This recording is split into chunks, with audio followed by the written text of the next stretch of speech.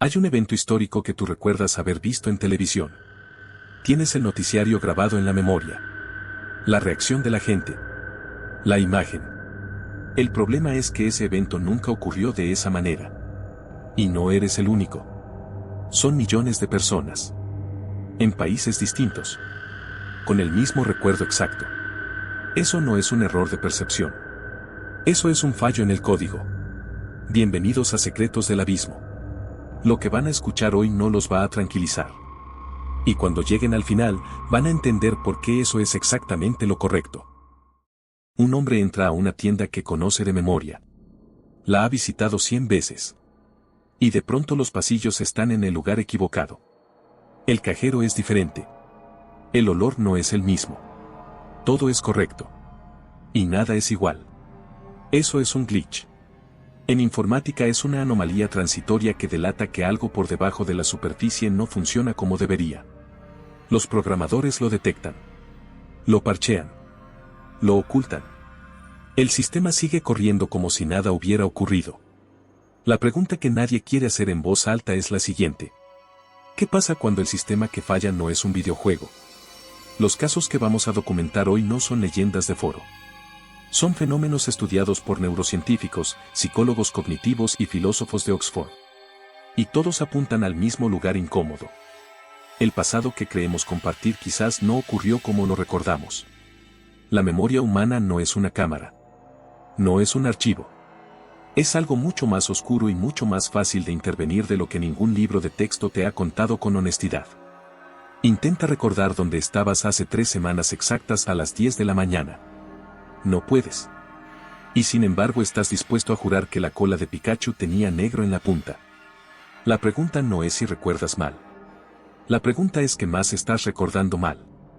En el año 2009, en una convención en Georgia, una mujer descubrió que ella no era la única con ese problema. Y lo que encontró en esa sala llena de desconocidos cambió para siempre la manera en que entendemos la memoria colectiva. En el año 2009, en Georgia, Estados Unidos, una investigadora de fenómenos paranormales llamada Fiona Brom empieza a hablar en los pasillos de una convención sobre la muerte de Nelson Mandela. Su muerte en prisión. En los años 80. Recuerda el funeral en televisión. Los discursos. El dolor colectivo. El problema es que Mandela no murió en los años 80.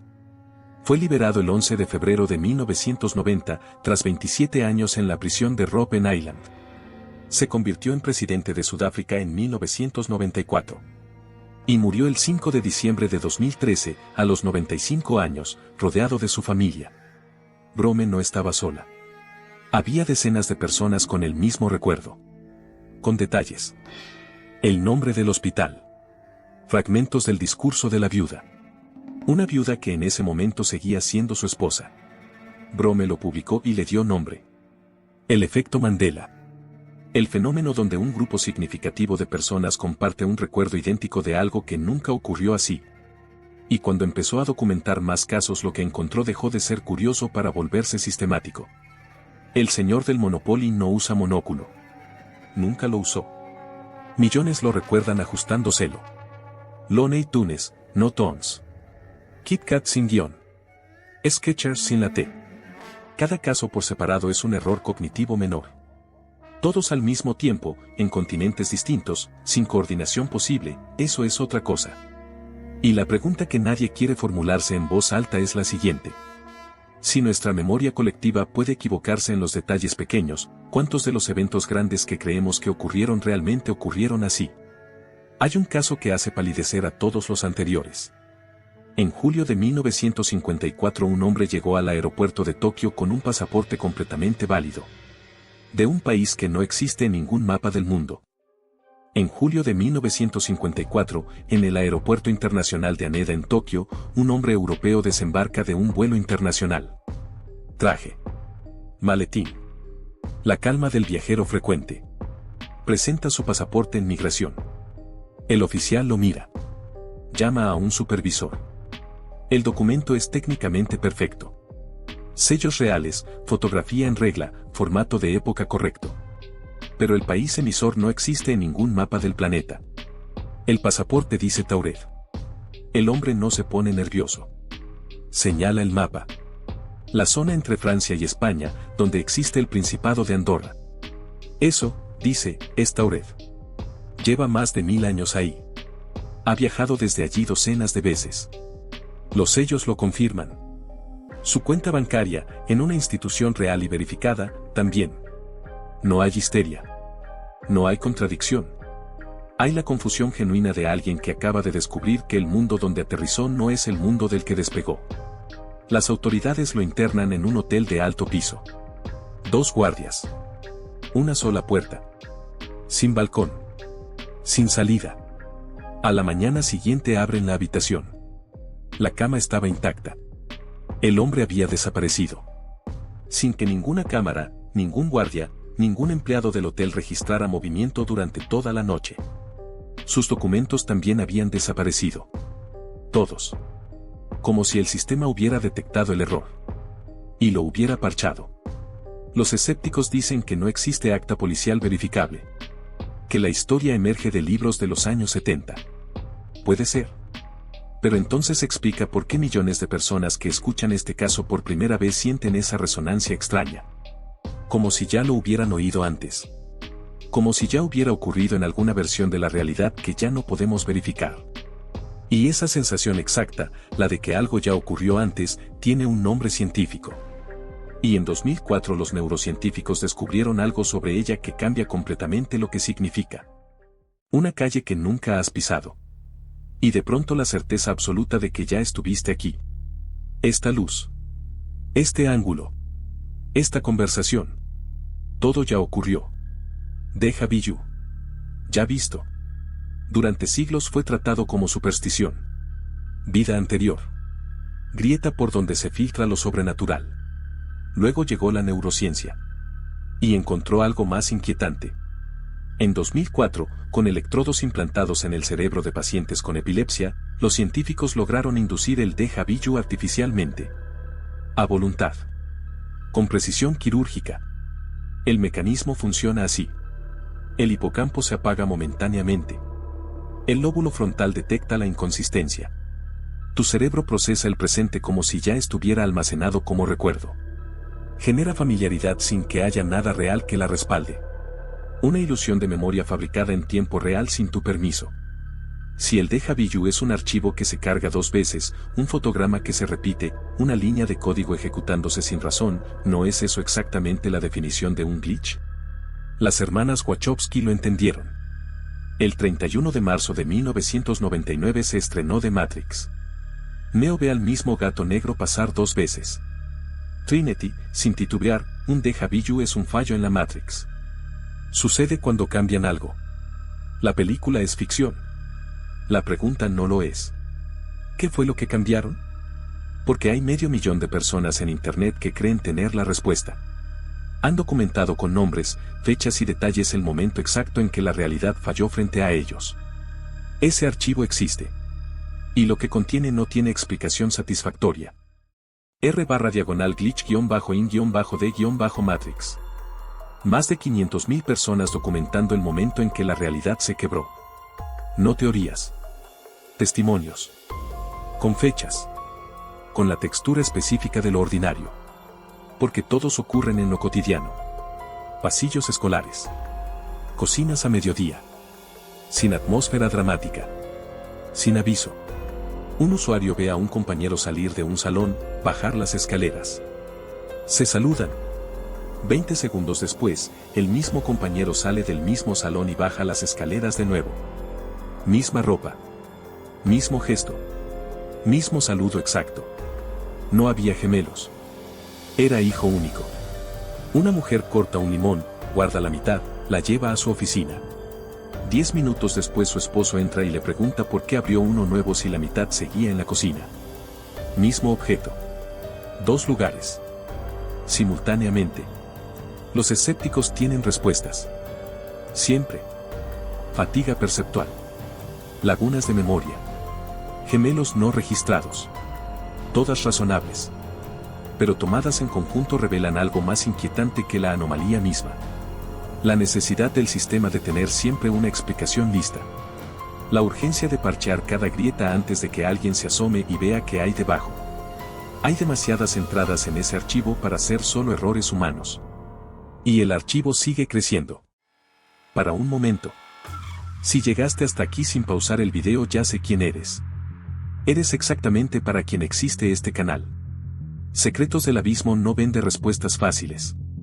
Instala las preguntas que no se pueden desinstalar. Si eso es lo que estás buscando, dale like ahora mismo y suscríbete. Activa la campana. Porque lo que viene en la segunda mitad conecta todo lo que escuchaste con algo que los gobiernos, los algoritmos y los filósofos de Oxford no pueden ignorar. Y una vez que lo escuches no vas a poder desescucharlo. Ya lo escucharon en la introducción. Pero ahora que tienen el contexto, el caso de Tiananmen golpea diferente. El 5 de junio de 1989 en Beijing, millones de personas en todo el mundo recuerdan haber visto ese asesinato en televisión. Con detalles. Con emoción real. Un asesinato que nunca ocurrió. Este caso tiene algo que los demás no tienen. Implicaciones geopolíticas directas.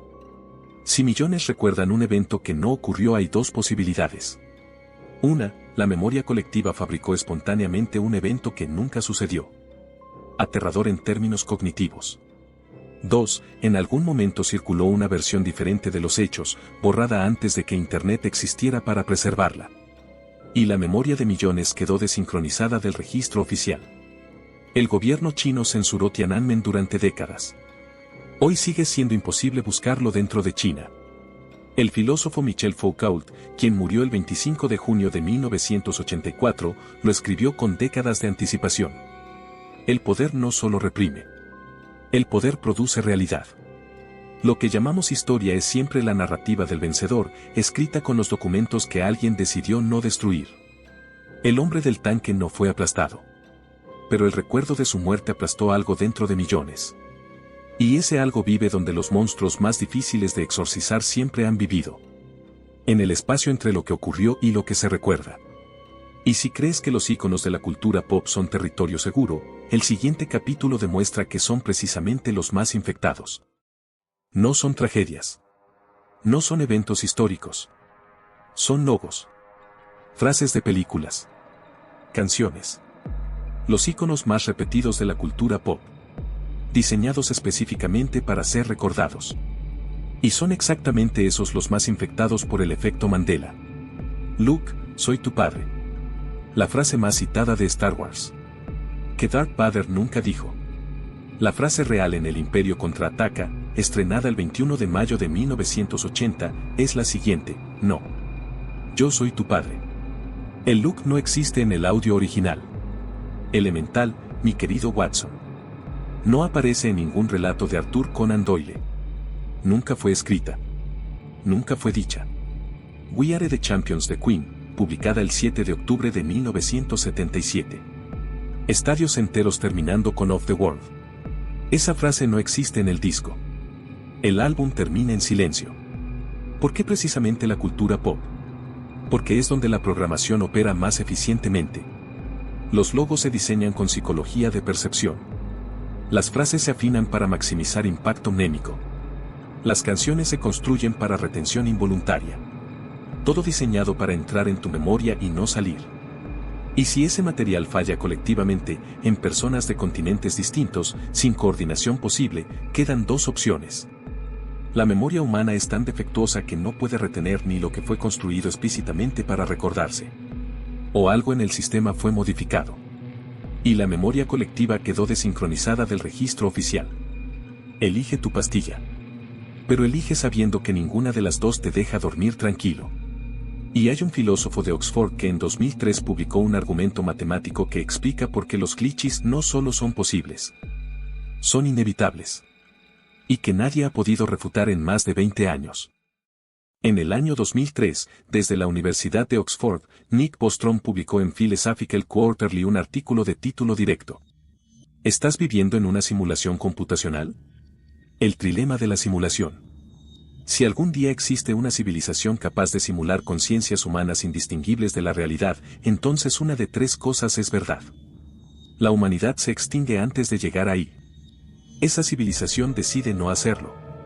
O ya estamos dentro de una de esas simulaciones.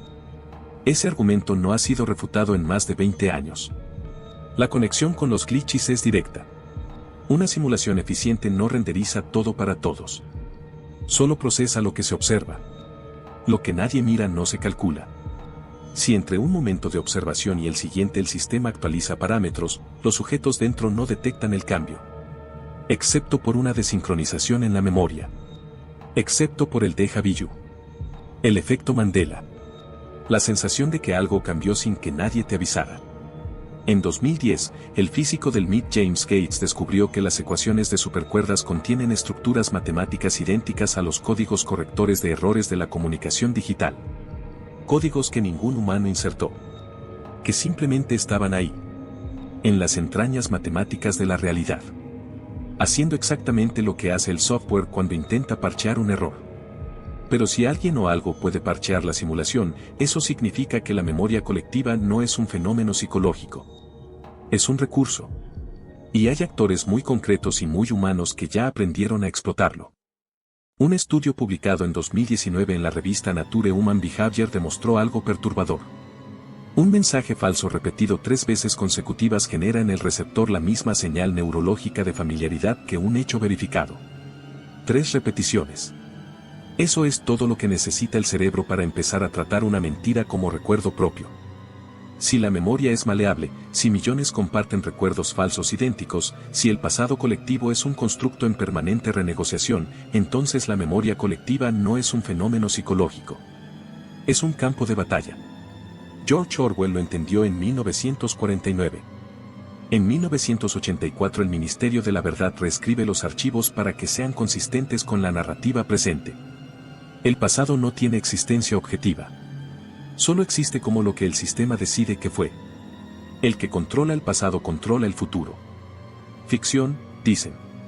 En 2016 la palabra posverdad fue elegida palabra del año por el diccionario Oxford.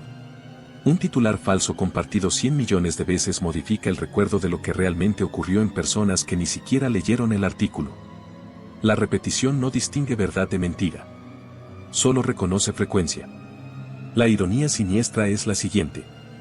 Las mismas plataformas que documentan el efecto Mandela son las más eficientes para producirlo. La memoria colectiva no es una fortaleza. Es una red de pesca con agujeros del tamaño de una narrativa bien financiada.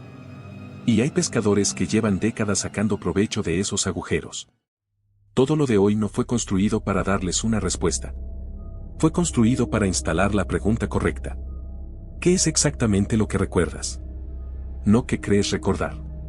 La textura honesta de tu pasado personal. ¿Cuánto fue construido por experiencias directas? ¿Cuánto fue insertado por narraciones externas, por la presión de coincidir con el recuerdo del grupo? La ciencia lleva décadas demostrándolo. La memoria no almacena eventos.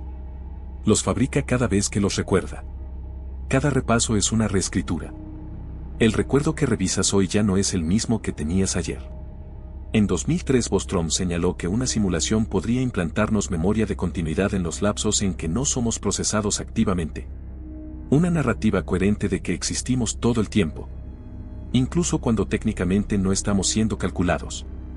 La neurociencia documentó en 2004 que el déjà vu ocurre cuando el sistema de verificación atrapa al sistema de generación en un error en tiempo real. 3 disciplinas. Un solo paisaje cuando las superpones. No tienes acceso objetivo al pasado. No tienes certeza de que la versión del presente que experimentas sea la única en curso. No tienes garantía de que lo que llamas tu memoria sea realmente tuya. Esto no es horror abstracto. Esto aterriza aquí. En tu cuerpo. Esta noche. En la tranquilidad de que los eventos que definen tu cosmovisión ocurrieron exactamente como te los enseñaron. Esa tranquilidad es el glitch más peligroso de todos. El único sin nombre en ningún foro. El único frente al que la mayoría cierra los ojos y elige seguir creyendo que la cola de Pikachu era negra. No porque sea verdad. Sino porque es más cómodo que la alternativa. Y la alternativa sigue aquí. Esperando. En el rincón donde no llega la luz. Donde siempre ha estado. La próxima vez que sientas un déjà vu. La próxima vez que alguien te diga que ese recuerdo no ocurrió así. La próxima vez que estés completamente seguro de algo que nadie más recuerda. Recuerda este video. Y pregúntate quién parchó el código. Si llegaste hasta aquí significa que eres de los que no se conforman con la versión oficial. De los que prefieren la incomodidad de la pregunta correcta sobre la comodidad de una respuesta falsa. Este canal existe para ti. Dale like a este video si algo de lo que escuchaste hoy se quedó instalado donde no puedes ignorarlo. Suscríbete a Secretos del Abismo y activa la campana. Porque lo que viene en los próximos videos va a hacer que este apenas parezca la introducción. Nos vemos en el abismo.